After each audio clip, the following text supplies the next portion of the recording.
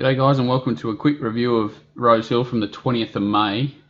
The track ended up a 5, I believe it was called, and definitely nothing like what was predicted and what was expected. The 15 to 20 mils of rain plus rain on race day never arrived. I think they got 4 mils, so it was nothing more than what they probably would have put on it themselves. Track played typical Rosehill, up and on the inside, just getting off a few in the straight was ideal. And coming wide from back and maintaining a run wide was difficult, as it usually is at Rosehill when the track's firm. Unfortunately, we played more for that rain affected and coming down the middle play, and that didn't quite work out with most of the races. There were still some good performances on the day, so we'll get stuck into it.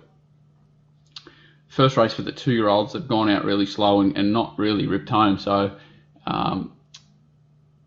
really cautious of this 2-year-old form around this horse Spiridine. It's 1-2 in really slowish time, off slow tempos. I'm not saying it's a poor horse by any imagination. It does over race, hit the front early here and is quite a dominant win, but I'm just very wary of the race overall and the depth to it. I think Pendle Oak's a horse that could be overrated a little bit from this run. Having a soft time of it in front and kicking on, was up 1,000 to 1,200 is the only reason I'm a little bit wary to sort of pan the horse too much, but just be wary of it wherever it goes. Charlie Chap's the one horse that was pace affected and back in the field, and a little bit unlucky, but in saying that, did have the best fitness grounding in the race, so not too excited by it either really, even though I like the horse and had it on top in this particular race.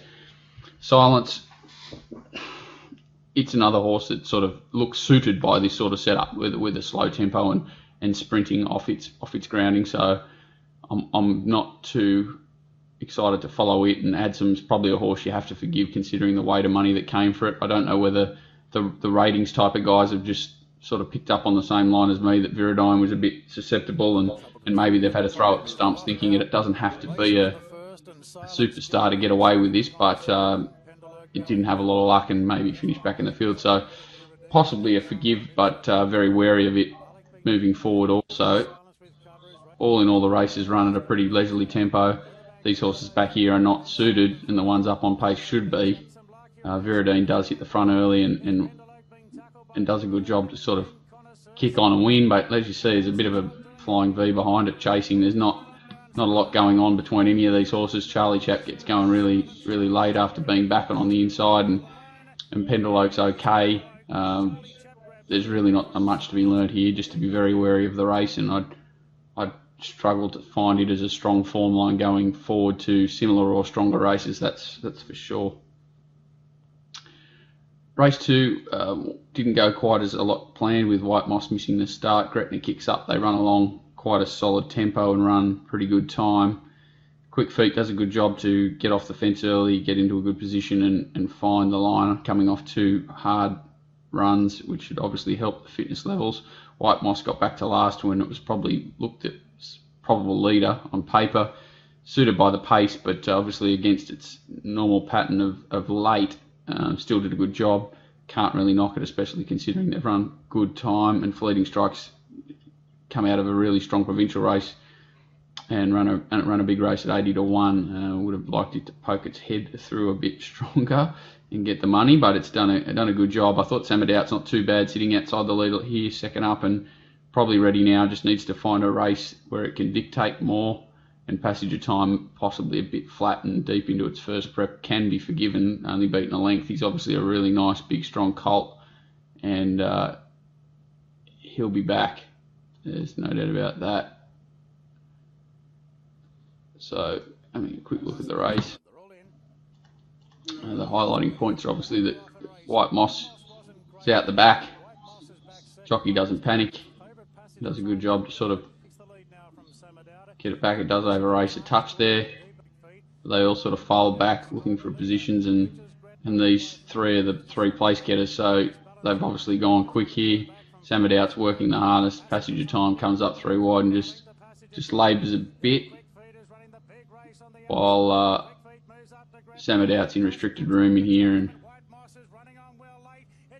probably the one I want to follow out of the race, funnily enough, beaten the furthest. The others have had a better grounding for the race, better runs in the race, and it's the one that's had to sit in the hardest position, work the hardest, and not weak to the line for mine. So it's a horse I could definitely find next time out. If it could find the lead in a race and around the same sort of distance mark would be ideal. Even the same track probably.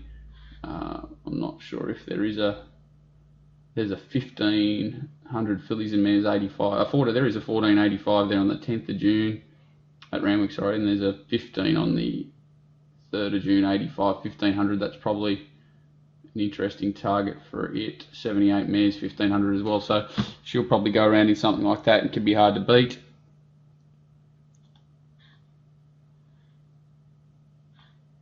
Other than that, it's a race I'm probably giving pass marks to the first three. Definitely, they're definitely informed to win races, but they did have things to suit. And in saying that, I'd like to see Fleeting Strike probably go back in grade, even though it's racing at its top, and the other two probably similar grade. So positive about the race, positive about most of the runners, and definitely nothing I want to be too negative on there. Gretna's the one who does seem like it's needs to dictate to suit itself to win races. Race 3 was a bit of a funny one. Memes obviously got the soft lead here. They didn't run really fast time. They've run pretty even time, come home a little bit quicker than they've gone out, but nothing too crazy. They definitely haven't set the world alight early. Memes kicks up, and maybe I would have liked to seen her go a shade quicker. I don't like seeing her cuddled this much. The winner here in the Universe does a good effort, considering it has to come from back in an evenly run race, back in distance off its first start. And Kawakini maybe just got a bit too far back, and back in distance may not have suited it, especially with a slow tempo. I'd be forgiving a bit. Good Time Charlie's a funny horse. I think he needs really a lot of ticks in a lot of boxes for him to be competitive. He sort of doesn't seem to do anything too out of the ordinary if not asked. New Universe does a good job to really knuckle down and win this. Doesn't look like a comfortable winner at any stage, but keeps coming. And Vienna Romance has done a good job off a solid first up run off an average ride. I thought at Gosford in a race where Test the World's come out and won since. Probably didn't look that flash on paper, but it's working out okay, and it's come back in good order. And even back to Wednesday grade, which I'm sure it's eligible for, could be very hard to beat. Memes just needs to find a similar race where it can dictate and kick on. It's absolutely flying, but maybe Saturday grade's a touch high for her at the moment, but not impossible. Race 4, the Highway, very average tempo, average time. Winner has every chance, falls in. I thought that there wasn't much between these. Red Knot, everyone's had their chance. Schedule's probably the hard luck story, being caught back and wide and having to maintain a wider run. Puzzling Wonder maybe just didn't run the trip, and the third horse has just had every possible chance, whacked away, done nothing, and flobbed into third. It's definitely flattered in a horse to be very wary of wherever it goes next start. Having a quick look at the replay here, we'll see if we can pick anything else up, but I didn't find a lot in my initial look through. Schedule's out here. First horse out wide with no cover, has to drag everyone up, ends up widest.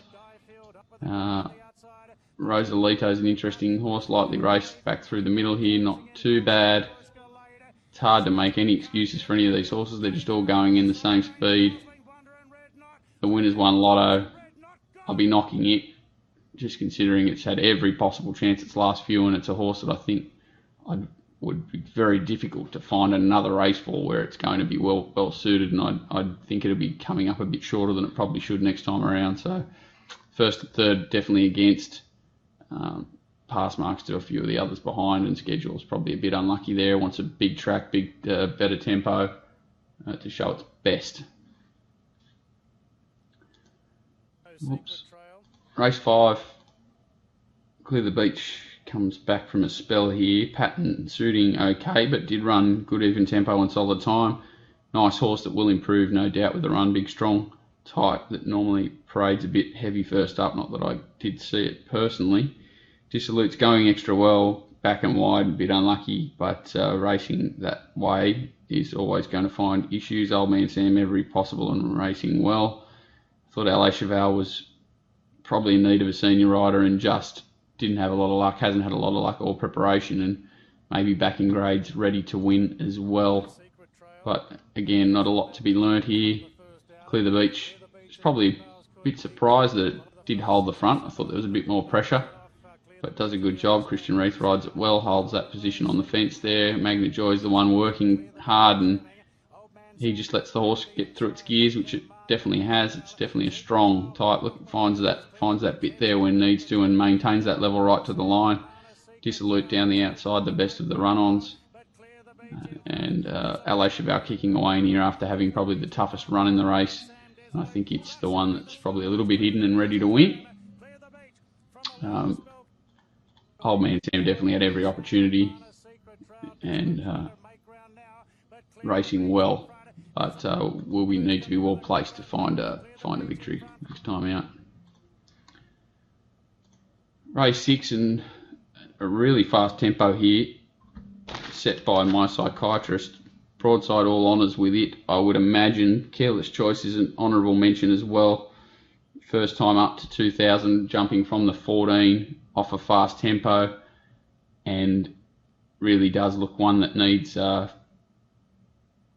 probably needed that run considering the fast tempo. It's not easy to do. The winner did a good job up in trip as well and sat right on that fast tempo, whereas the place getters have raced back, and they're really known for their staying one pace prowess more than their turns of foot, and that was why the paces really suited them and got them into a placing, but probably hidden a bit of the winner's merit. Not sure how much that'll take out of him, but he's definitely the one to follow out of the race. After sitting outside the lead, the winner stretches them out. He's the one who has to cart the rest of them up, hits the front nice and early, left in front, and puts them away. Careless Choice and Nothing Box are the ones chasing, and the tempo's just killed them. It's made it a strong staying test, same as Be Like Dad. And then the tough horses on the Grange and More Energy are the ones running into a placing late. But again, they're hiding. All they're doing is hiding the merit of the winner, who just wins by further if it has a softer run from mine. Obviously progressive, obviously will get up in distance and hard to beat wherever it goes. Race 7, fast tempo, even solid tempo but fast time. Great ride from Invincible, as we'll see. Slots in from a wide gate and then comes around one horse. I thought Very Delicious was good. Obviously wanted wetter and pattern against it, but a good effort to run second. Clearly the strongest run on horse, especially wide. It can cost a line, looks ready now. I think this run will top it off for another similar sort of thing in a couple of weeks. Mowers also looks ready to win a race, but probably needs to dictate, and so will. He's going well, but I think this is probably his grade, and he'll need favours to get any higher than this. Show the rider. So this is Invincible, who just slots in here after drawing out wide over all these horses, just slots into a perfect position. We'll see Very Delicious back here on the rails.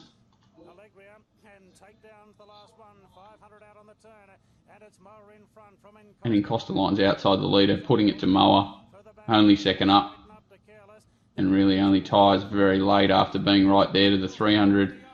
100, it was only just behind them and gets a little bit tired. The winner's got the run through, and Very Delicious is coming down the middle of the track. Definitely Costaline, the one that looks ready to win for me now after pressuring the leader and putting it to it nice and early. The winner's had the good run, no knock on it. It's an honest horse, and when it gets that run, it definitely has a nice turn of foot and can put a race away. The second horse is flying, just needs a really soft track and run-on conditions to win a race like this. And Mower, no knock on it after setting a solid tempo, has kicked on well. Race 8, Bonnie O'Reilly, another fast tempo, sits third the fence, does the job exceptionally well, strong to the line, goes to Brisbane now. Girl Sunday's done a good job running fast time off a strong tempo, and it looks ready. Frill Seeking's flying, but tough to place, and 1200 for me is as far as she wants. I thought Reincarnate's very good first up, and so was Dream Lane here. Guard of Honour does itself no favours, now missing the kick and out the back. Reincarnates in here. The winner quickly jumps and pops itself into a position which is one of her greatest attributes, and then she's able to sprint off that fast tempo. She's just a cracker. Girl Sunday rolls forward. Dream Lane's back here. It's a nice run in the race outside of Balmain Boy. And Thrill Seeking's back on the rails, third last. Pinches inside runs, but it's doing a good job. And I'd like to see it back in distance. This is Reincarnate pushing through, travelling into the race on the bit, and only sort of just gets into restricted room. Can't really get a chance to go through its gears, and finds the line okay late when forced back to the inside. I thought for a really fast run, 1200 first up, that was a good effort. Just sneaky little run there. Dream Lane down the outside is an interesting one.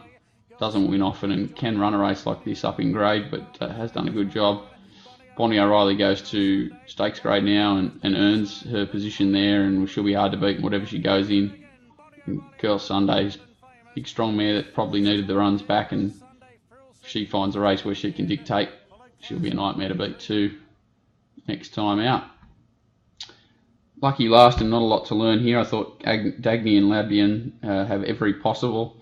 Dagny was suited by basically everything in the race, but did run well and hit the lead nice and early. They've only run dead on average time off an even tempo. I thought Wang Wah was the run of the race and is the one to follow out of it. I think the horse is airborne and just needs, a track where you can run on. That's its biggest issue as it gets back to last. Dagny sits in here, 5th, 6th defence, and the stablemate's on its back. They just followed the rails through. They actually, all three of them follow it through, but Wang Wah is just the one that's had to get held up a little bit and gets a bit further back than the other two, but really like the way it found the line late, and Maram down the outside in similar fashion. I think Wang Wah's maybe going a touch better than Maram, but both of them going well enough to win races. Dagny's always shown promise and did a good job there, but did have everything in its favour.